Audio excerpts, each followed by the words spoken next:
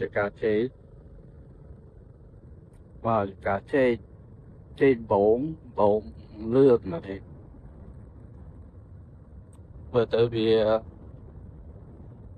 và sử dụng biết thông thông mà đi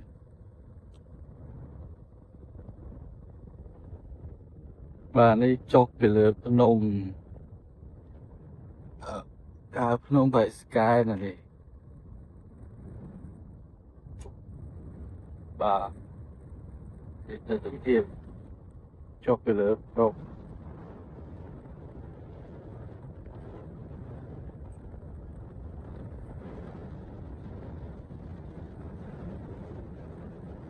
wow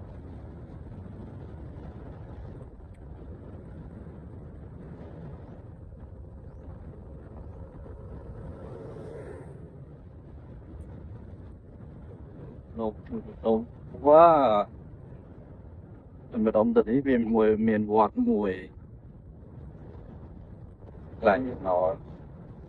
nó cái hai cho tới từ vào từ quạt và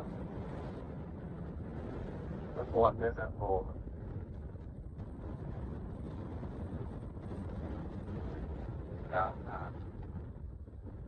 cái kết của cô viết trong ở châu